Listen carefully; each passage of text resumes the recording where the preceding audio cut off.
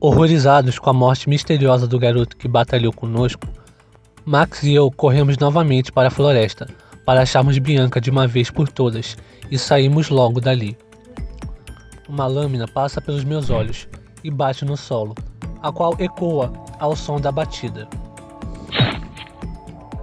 Um garoto em vestes de samurai, a qual portava aquela katana, aponta a mesma para nós e pergunta o que buscávamos ali. Max explica ao samurai que buscávamos uma amiga que havia caído naquele local.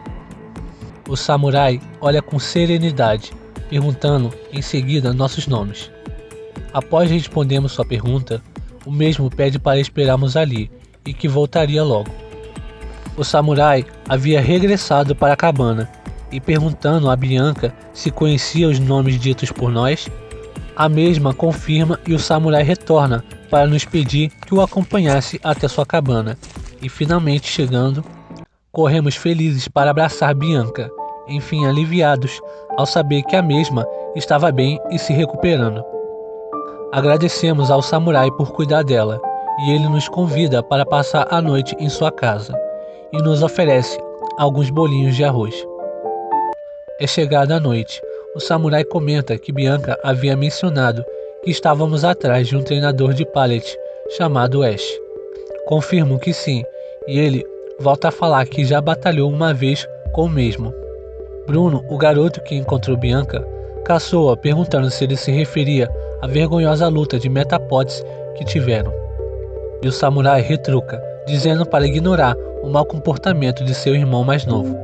Dando prosseguimento ao que dizia, o samurai conta como Ash era inexperiente, mas que mesmo com sua falta de preparo, se saía bem e virava o jogo. Bianca corta a fala do samurai e questiona que não entendia o motivo dele largar seus pokémons e sua carreira como treinador se aparentemente tinha potencial. O samurai revoltado responde que se ele fez isso, então havia voltado a ser um novato. Ele diz não acreditar que Ash abandonaria seus pokémons assim tão fácil, pois ele viu pessoalmente a coragem e determinação que o mesmo teve ao salvar seu Metapod em apuros.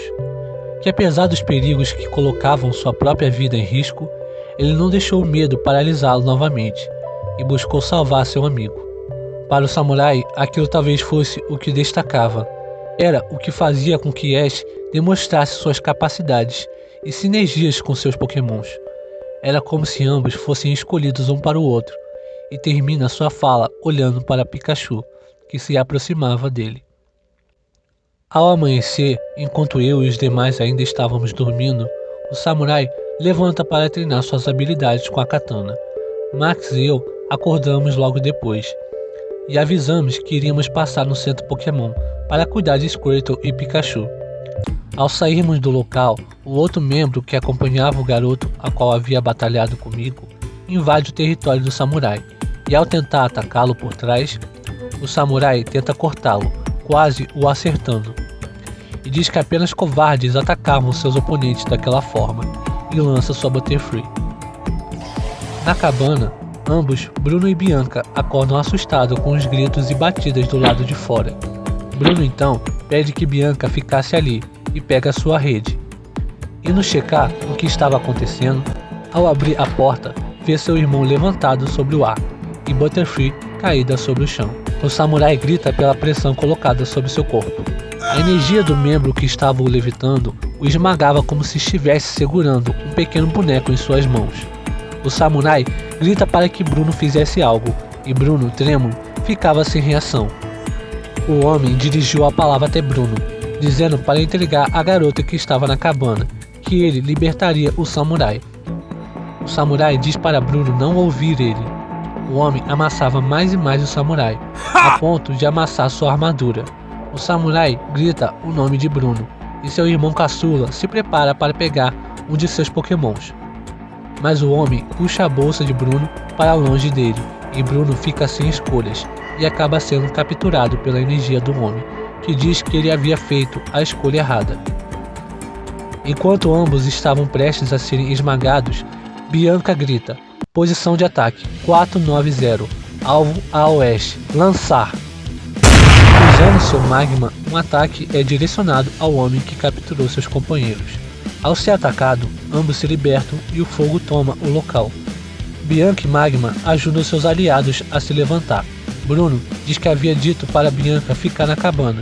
Bianca responde que estava devolvendo a ajuda e Bruno volta a dizer que ela ainda estava machucada da perna. Bianca então responde que uma policial não foge de seu dever. O samurai diz para fugirmos antes que o homem levantasse, e então todos fogem para dentro da floresta. Mas no meio do caminho, o homem aparece com algumas queimaduras, mas ainda de pé, ele usa seu Drowsy, que em suas ordens lança a bola sombria, fazendo com que Bianca tome a frente, assim impedindo que Bruno e Samurai seguissem. O Samurai se nega, dizendo que era ela que ele queria, e usa seu Parasect, que ataca Drowsy com um cortador de fúria. O homem diz para Drowsy usar evasiva. Após desviar, Drowsy usa a bola sombria em Magma. Bianca diz para Magma usar soco de fogo, que rompe o bola sombria e acerta em cheio seu Drowsy. O samurai diz para Parasect atacar, desta vez com esporos paralisantes, e o homem usa sua energia para jogar os poros contra os dois, que ficam paralisados. Os pokémons de ambos ficam preocupados, abaixando a guarda e sendo atacados pelo Drowsy, que os acerta com seu ataque psíquico. Deixando Parasect fora do jogo e Magma preso no ar, Bianca não desiste, e com Magma perto de Drowsy, ela ordena que ele use pena de lava e acerta Drowsy por baixo, e o deixa fora de combate. O homem, furioso com a fraqueza de seu Pokémon, levita Magma de modo a golpeá-lo, o fazendo se chocar múltiplas vezes ao chão, até que o Pokémon desmaia. Bianca grita em prantos, pedindo para que parasse e deixasse seu Pokémon em paz. O homem se nega e Bruno lança uma pedra no capacete do mesmo, que interrompe as agressões ao Pokémon de Bianca. Bruno corre e diz para o homem que ele não era capaz nem de vencer meras crianças, e o homem furioso o persegue. Bruno, se questionando sobre a loucura que fez, se desespera, tentando achar uma forma de parar seu perseguidor, até que percebe o local onde estava e com sua rede se prepara para o confronto. O homem fala para Bruno dizer suas últimas palavras, e Bruno corre em direção do seu adversário e joga um Kakuna nele. O homem segura o Pokémon com sua energia e ri da ação do mesmo, dizendo que um mero Pokémon inseto não faria nem cócegas nele. Bruno então diz que iria responder à pergunta de quais seriam as últimas palavras dele, e dá um grito enorme que atrai um enxame de Beedrills.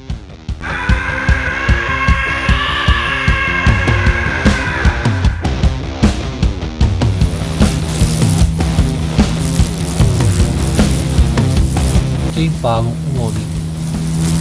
Com a vitória conquistada, Bruno encerra dizendo para não subestimar o poder dos Pokémons insetos.